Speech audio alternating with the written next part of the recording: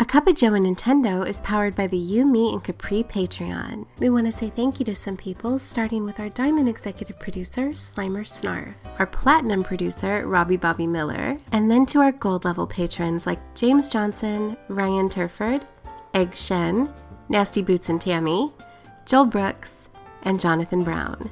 Thank you everyone for all of your support. Sean Capri. Bye-bye. So here's the thing, man. My cousin was looking for a Nintendo Switch. Okay. 4 or 5 days, traveling all over Florida, couldn't find one at all. Just running into people on the beach and everybody on the... It was ridiculous, dude. They were going to... They did go to a couple stores, like they went to like Walmart and Target, places that were open. Mm-hmm. Best Buy's closed, GameStop's closed. You can't go into any of them. They searched online, they couldn't find anything. Yeah. $500-$600 Switches, like, because that's what's happening. Then I read articles this morning where these scalpers are using these bots to scoop them all up again, just similar to the Amiibo. So what? Nintendo just announced they have a shipment going out. The shipments go out, and they start hitting stores, and these guys are just buying them up like crazy. That's gotta be risky though, doesn't it? Like you'd like to see people kind of get stuck with those things if they're really trying to kind of profit off of it, man. I hope they right? choke on them. My only message, and was the same thing during the Amiibo thing: don't buy them. They're gonna get restocked. Just be patient. It's hard right now because you have everybody wanting to play Animal Crossing and everybody wanting to like jump into the Switch because of Animal Crossing, and it's like I wouldn't buy it. So fortunately for them, I had a couple of extra Switches laying around. Come on. So I sold them one for $300, you know, for what I paid for it. But they're in Florida? They're in Florida. Well, yeah, my cousin Dawn. Yeah. Whatever. One of my cousins. But you have to kids, ship it? You have to ship it? No, because one of them were up here. Yeah. So okay. They met. Dawn wired them the money. They came to me. They gave me the money, and I gave them the whole. Oh, that's nice. Yeah, it was cool. I actually bought. I bought a third Animal Crossing Switch. Come on, Bobby. What do you mean? mean? That. I bought a third because I was going to hold it. Oh, like originally? Like not just... Originally, no. Originally, I bought 3. I didn't tell anybody I bought 3. And I was gonna... The reason why was I just an investment. I thought, like, I'll sell this later on. And you know what I mean? Like, I'll sell it with, like, the game and all that stuff. And, like, maybe pick up a couple bucks off it. And then when they were, like, going for the amount they were, I was saying to myself, like, maybe I should put it up. But I don't want to be that guy. I feel so slimy doing that. Yeah. I was like, I just want, you know, $300 or, you know, maybe $400 or whatever. Like, that's why I bought the Pikachu one, right? The Let's Go Pikachu. I bought that because the value on it, you know, like they always kind of that is the tricky thing, because you look at a scalper, right, and you go like, what scum of the earth kind of person, but like you also look at all the collectibles that we all buy and go, well, some people do buy it because they increase in value, and later on I think the difference is when you buy 50 of them and you sell them all at a value, and when you buy one. I mean, like we all try to like make a little money. Like you buy, let's be honest, I don't sell anything in my collection. Yeah, me neither. Everything's, you know what I mean? I got like 5-6 3DSs back there still. You know, and I've never sold one of them. Same. And I've thought about it lately. I've thought about it as well. Because I mean, like, there's only so much space for stuff, I know right? What's going to happen the minute I sell it? I'm going to regret it. Regret it? Yeah. It's the worst, man. It's but the worst. Isn't there a 3DS? Like, isn't there like a limited edition one that you go like, I mean, I could live without that. Like I turn around, like I've got like a Yoshi one, and I'm like, I mean, Yoshi's great. That might be something I give to Lincoln later, or Ellie, because they love Yoshi. But like, I have no particular attachment to that one. I almost sold my Disney one. What Disney one? There's a Disney one it came out during Magical World or whatever. Oh, dude, that'd be worth a lot. It is worth a lot. It is worth a lot. Like, it's worth. I think I saw them go for $500-$600 on eBay. Dude. And I bought it because, you know, Tony was huge into Disney, and I just didn't tell her I kept it after the divorce. I just like put it with my collection. It was like, I don't know what happened to it. Yeah. But you knew exactly where it was. Exactly where it was. It was with all the rest of the collection. Exactly. And where is it now? Like, is it behind you, or is it like it's around? It's on the bottom shelf, but it's sweet. It's kind of like that. There's the NES one. It's behind. Yeah. Behind that. See, I mean, that's another one that like the NES one it's like, and there's lots. There's so many. We both bought so many. Like you can make a couple $100. Like yeah, I got the Metroid one right there. I got the Metroid one there, and I got dude, I got the Zelda. I got one a Smash one. Yeah. The Zelda ones are probably the only ones I really want to keep. The Majora's Mask, and then the Link Between Shield. Worlds. I got the Hylian Shield one, the 2DS. I played. 2DS. It's a 2DS XL. Oh, the XL. Yes. The one with flips, and I was thinking the gold one for a Link Between Worlds. Can we just correct something here? Okay. It's not a 2DS. It's a DS. They played 3DS game. You know what I mean? Like, ultimately, that's all it is. That's true. They went full circle, and they called it a 2DS, and people were like, oh my god, it's just a DS, man. Mm-hmm. That's all powerful. it is. It's powerful. No. I get it. I understand, but it's just, it's a DS. That's all it is. So funny, man. Because it doesn't have any 3D in it at all. Like, it's just 2D. It's so funny that Nintendo could, like, track that stuff. Yeah. To know, like, hey, man, majority of the people aren't playing in 3D. Yeah. So we're just gonna cut it off. The data would be so interesting too, because Lincoln will turn it on by accident, and I have to go over there, and that's why I'm so glad that they did the 2DS, because like you just don't even want it to ever be turned on. Yeah. When a 3-year-old is playing the thing, I always have to go over, and he likes it though. He thinks it's hilarious that it's all fuzzy. Like he doesn't. I'm like, this is destroying your eyeballs, man. I don't like it. But you know, and this week was Lincoln's birthday, and so there's a lot of toys coming on into the house and everything. So I always have a bit of a panic attack when all this, like, there's just stuff everywhere. Like upstairs, it's an absolute disaster. And I had the house nice and clean, so I'm just thinking about like, how do we get stuff out? But I always think about like my own stuff, and I'm like, at what point do you like? When does this stuff go? Right, the stuff behind me, I'm pointing at. Right, never.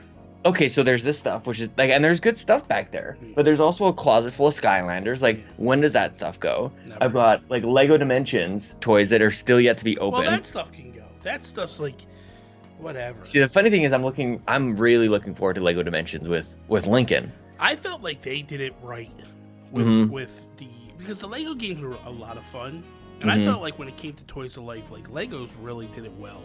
Like they kind of had it together. Like Nintendo did it okay, and it depends on which game, like, because it's so hit or miss with them, like what games were good and what games were bad. But like Lego Dimensions, dude, it was so cool to play the original storyline, because I bought it on the PS4, which is what I actually bought it on, and to put that portal together, and like you're playing with Batman and you're playing with all the that's the thing, all the licenses. It was perfect. God, dude, it was amazing. But then you're sitting there, you're like, hey man, I want to go buy the Scooby-Doo stuff because I want to dig up these areas that are going on, right? And then it's like, it was so crazy, man. Yeah. I can't believe that one didn't do better. Same. But ultimately what you were looking at was it really the value? You know what I mean? Like, was it really... It was weird because you would buy characters for like $14, and then you would buy these expansions, which were like $20 or $30. And I understood the expansions, but like when you started really pricing it out, it was like, dude, they're just little Lego characters. Why are they so much money? The thing, okay, so that's the thing though. Like Lego is expensive. Like Legos are like the sets are expensive to buy. Though. That's true. And that's where I was just like, it's basically a skin in the game. And it's a little tiny figurine. Like, well, that's the thing though. Like the like DLC is that price, and so the way I always looked at it was like, if I'm going to pay $15 for a DLC pack or whatever, and then I also get a little toy out of it, then that's actually tremendous value. I think that Lego was the one I had the issue with. I didn't mind the one that came with a couple characters. It was like an expansion. Yeah, I've got a couple boxes up there. I just had more of a problem with the ones that were just a skin. And just a little, because they were just, they're little Lego figures. They're the cheapest, tiniest little plastic. You weren't even putting Lego. anything, but you weren't even putting anything together with it. You know what I mean? Yeah. Like, it was just, I don't know. I think that's, to me, what hurt them. And the other one that really shocked me was Disney. Because, especially, like, I expected that when they got Star Wars, they were going to explode. And I remember this time where, because I was huge into the Amiibo stuff, and I remember you would walk into Toys R Us and there would be no Amiibo at all. Yeah. Like empty shelves. Literally, like, here's where the Amiibo go, but there's nothing here, right? Because people are scouring them. Oh, there was insanity. But then here comes Disney Infinity, and there's just like shelves of them full. And I remember I used to go like, why can't Nintendo do it like this? Like, I don't understand why these guys supply and Nintendo don't. And then we found out that like one of the presidents of the Disney Infinity stuff actually was mocking Nintendo and was taking shots at them like, well, we know how we're doing it, and they don't understand. And then like not even 6 months later, they went belly up. Yeah, man. It's because they were flooding the market with them and nobody was buying them. And you didn't realize that. I'm thinking everybody likes to take shots at Nintendo for like the scarcity issues that have happened like on systems and games and everything else. And it's like, I mean, when you say like, we know what we're doing, that sounds like, okay, well, they know how to make enough. And I feel like Nintendo is probably more in touch with the demand than anybody. Yeah. In terms of, and like there's one thing to make enough for everybody to be able to buy it, but like there's another consideration that nobody ever thinks about, which is like what makes them the most money. Like it's just basic kind of business. And sometimes if you produce too many, then you're going to be stuck with the inventory, and they know that better than maybe most, just because of like the early days of forcing others to buy all the stock and cartridges. And so they know what it's like. The thing that amazed me though was with the Switch. We went in, right?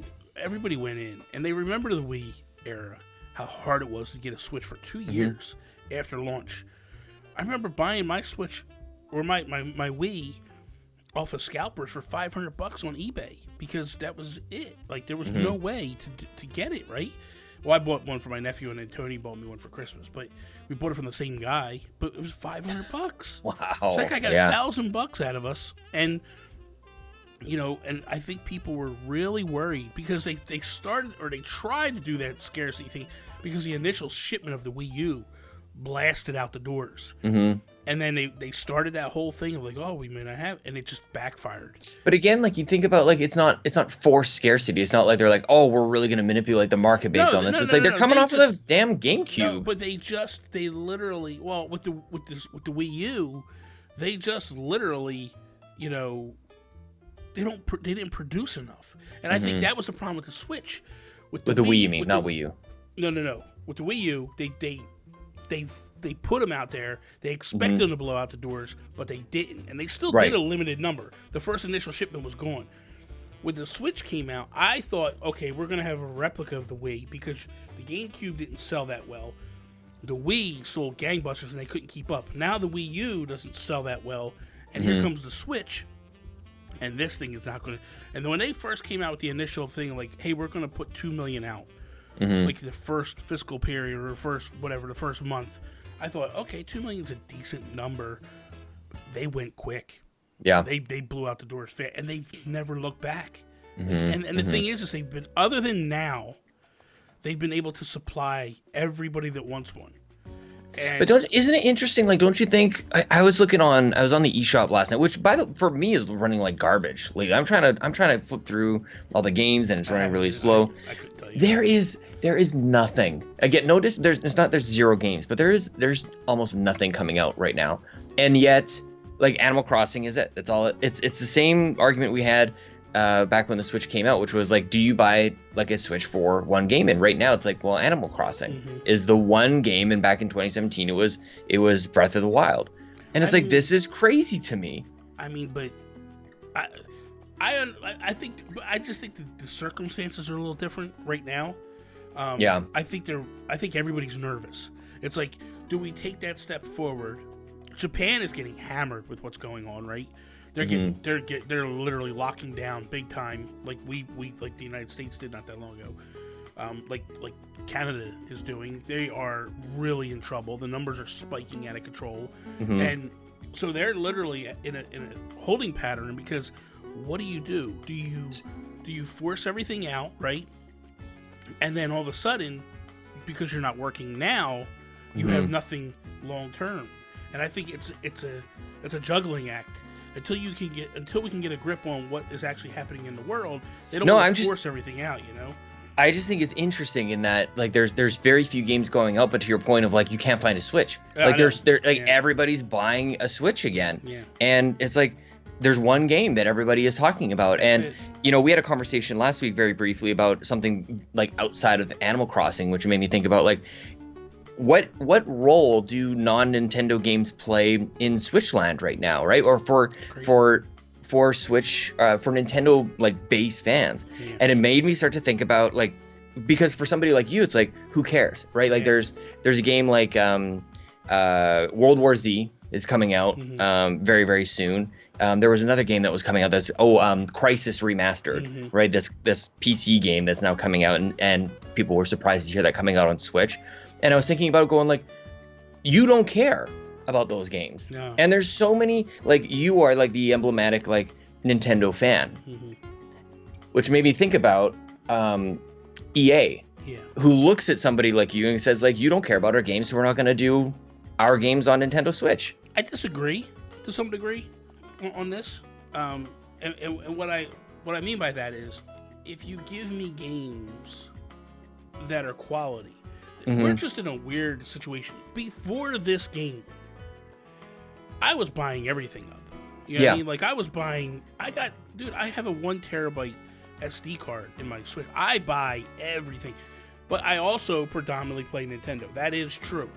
We're just in a weird situation with this game. But when I look at a situation like EA, I feel like what hurts them is when you half-step everything. Right. When you don't give me the quality. Like, really, why would anybody buy FIFA? It is literally last year's version, and they're just basically updating rosters. That's all they're doing. So funny, because that was the one I was actually looking at. I was flipping through the eShop, and I'm like, maybe you just want to play some soccer now. I don't know. I get it, like, if you're a big FIFA fan, but, like, dude, why would you buy the Nintendo version when you could buy the Xbox or the PS4 version, which are getting full upgrades and full stuff? You haven't brought Madden over, which football, American football, is the biggest thing in the United States. Why in the world you would not bring that blows me away. But the problem is they would bring it and it'd be completely gimped and nobody would buy it, and then they would look at it and go, well, look, nobody buys the stuff. And it's like, no, man, you can't. It's no different than when they brought over Mass Effect, right? They bring over Mass Effect. Well, they brought over 3. They needed the whole trilogy. Well, that's what I'm saying. They bring over 3 to the Wii U, and then everybody else the same exact time is getting the trilogy. Yeah. Did you really think that game was going to sell? Yeah, so I agree. Like, EA hasn't really set themselves up to be like the true test. But I think they do look at like who cares about World War Z on Switch? And I think World War Z is awesome. Yeah. And I think Crisis is a quality shooter, and it's like, who cares about that? And I think that I'm not saying that they're 100% right, because I see you play everything. Yeah. But it's like a Nintendo, if not Nintendo, then it's the Nintendo-like games that you buy, and people like you buy or even care about or even give like the time of day. I think the people who play the types of gamers on Switch right now is so interesting. Yeah. And I've been thinking about this a lot lately, like thinking like I play very different games from you more often than not. There's obviously the games that bring everybody together. Yeah. There's the Mario Karts of the world, there's Super Mario, everything like that. But then there's a game like in Other Waters like last week, which like I really enjoyed. You would not care about even if I tried to like get you in on it. You're like, not at all. Well, yeah. Then I look at somebody like Garrett Bland, who's into his games, Donnie Reese, who's into his games, like, which now there's something for everybody on Switch, which is the beautiful thing. But still, there's like, it's almost like there's camps of people who like, I like my real-time strategy games, which are my turn-based tactics kind of games. And that's all well and good. But the thing about the Switch that I think EA misses completely is that people are willing to pay full price for downgraded graphics just because they could take something on the go. Like when I look at people like Greg Miller and those guys, like in the big games media, Brian Altano and all them, Per Schneider, all those guys that are traveling, they are buying stuff based upon, I'm flying, I want to take this on the go, and where am I going to play it at? You know, like how many times I've seen Greg Miller literally, and as much as he's a trophy whore, skip out on a game on PlayStation because he wants to play it on the go. I mean, he might still play it on the PlayStation to get the trophies and stuff, but like he'll literally play a game because or he'll buy a game on the Switch because it's on the go. And there's a lot of people like that. Well, now there's not, but there was a lot of people like that were literally like on the go all the time. It's just, to me, it's a weird thing. Like, Ubisoft was big on Nintendo too. That was hammering. And then look, they do Mario Rabbids and they sell that game like gangbusters. Yeah. You know, they did that Star Fox clone type game.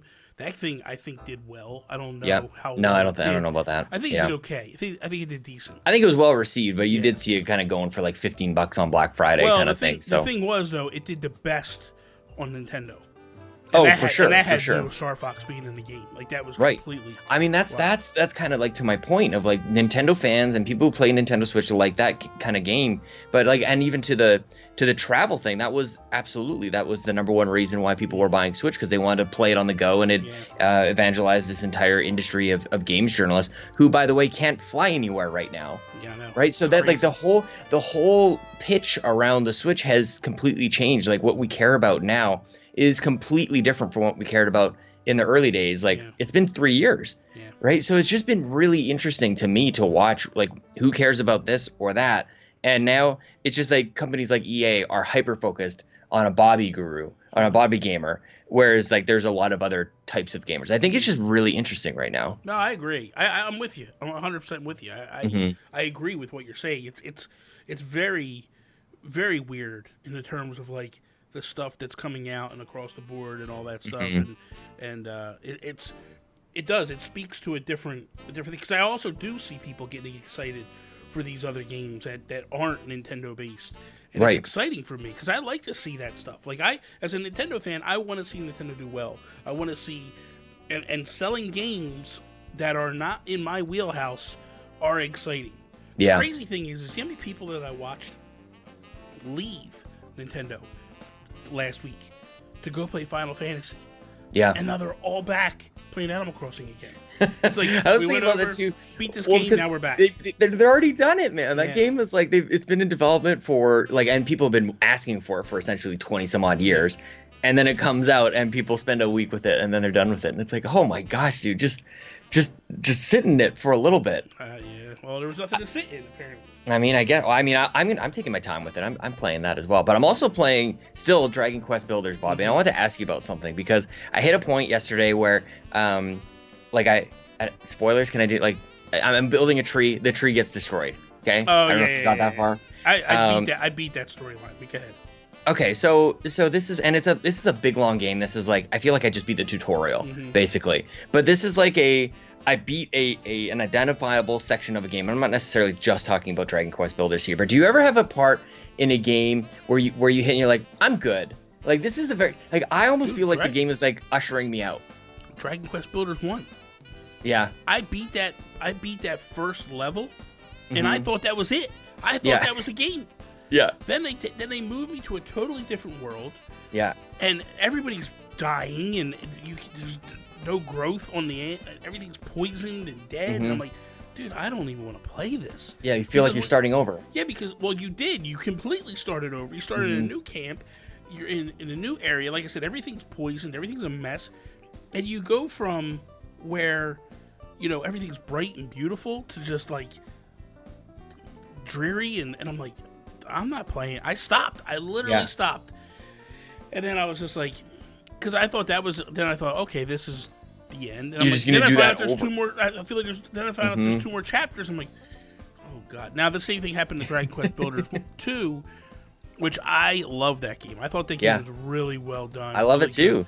I beat the tree level, and then I kind of get this was my problem with, or this was my fear with Animal Crossing when they announced the crafting was, will I lose interest in the game because I get locked behind crafting and I can't go no further?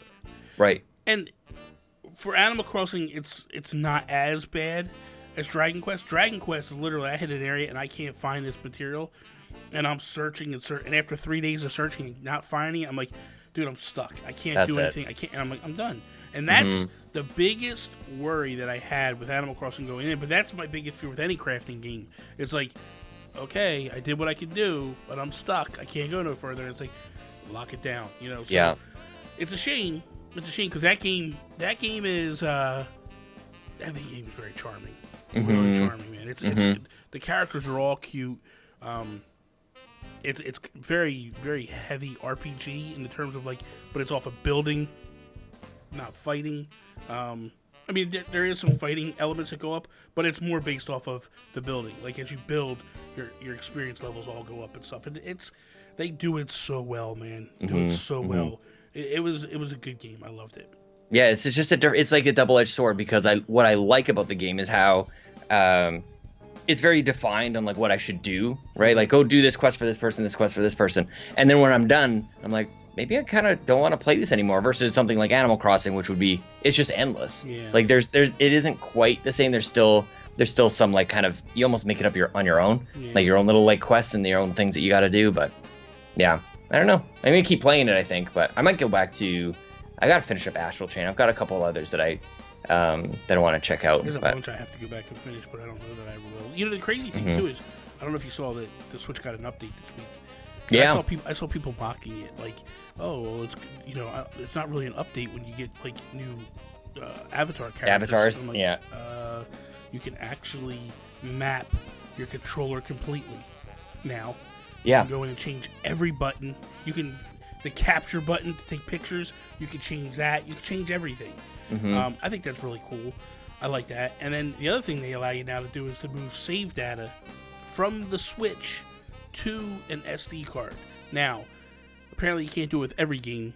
There's certain games that it's not allowing. I'm assuming the games that don't allow cloud save are probably blocking it because it would be the same thing. It's, but I like the fact of like, it kind of gives me a little bit more control where I can actually now take save data, put it, and I can actually back it up on my computer.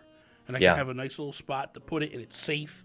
And then, God forbid I ever break my Switch, I can actually just reinstall. I don't have to go to Nintendo.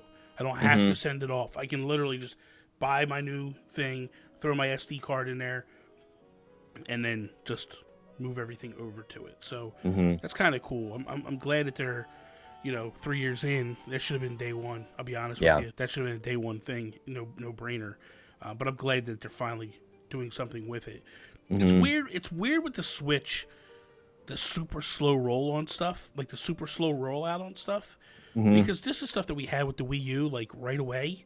Yeah. And I felt like they realized that the Wii U was such a slog. We just need to focus on the games. Yeah. We'll get there to the other stuff when we get there. I also think too that when people don't recognize or realize is like the Switch isn't a 2-year console, or a 5-year, or a 7-year, or a 10-year. I think the Switch is very long term. And it's like the 3DS. It's like the DS. Like, you look at those consoles, and those consoles ran for 15, 20 years, just a straight, like, when you looked at that family, where it's just different iterations of it. It's constantly changing to the point where, like we said at the beginning, like, it went all the way back full circle, back to what it was. So wait until they have the 2DS Switch. Were there rumors about a second screen or something like that? Imagine that, man. Could you imagine? I mean, would it be wrong to do if you think about it?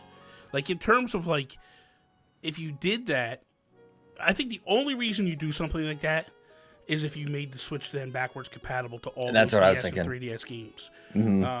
That would be the only reason why anybody would buy. I mean, the shame of it would be now that, like, we have pretty much there's still a couple remaining, but like the Wii U remasters or the Wii U ports that have come over would no longer have, like, they'd have to add in that second screen support and be like, that'd be a shame if they did it afterwards. But I'd sooner see them like round out the offering of having a console, right? Like no portable or no screen, just have. Donnie Reese was talking about this on Nintendo Shack of just having like a Roku, like a stick or something like that, or I think like the Vita had something like that actually, like the Vita TV. Yeah. So, but I mean, nobody cared about the Vita. No, and the Vita TV didn't really do well overall.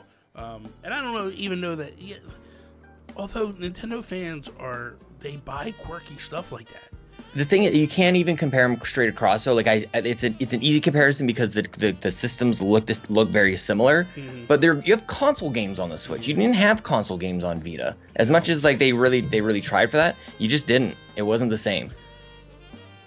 You didn't have Breath of the Wild. I know, but I was gonna say, did they really try though? Like they just kind of. They definitely sold it like that. It was like console gaming on the go. They were going for it, but it just. I mean, let's be honest. The thing was powerful enough to run some stuff.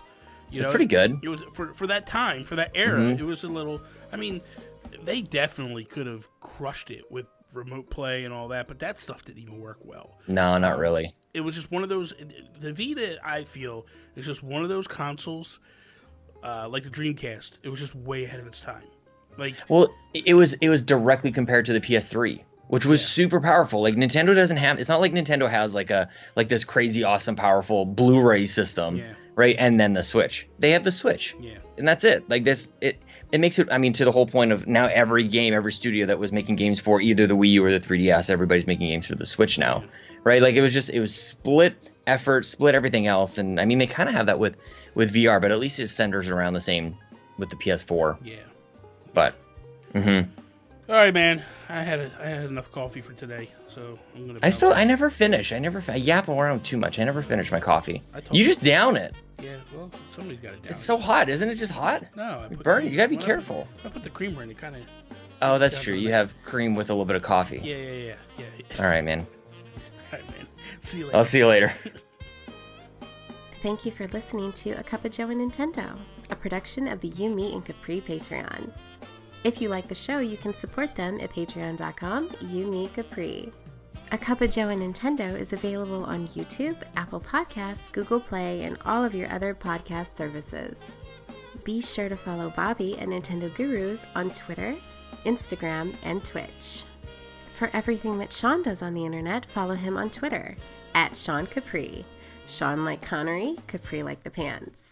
Also, twitch.tv Sean Capri. That is all. Peace out, Preston.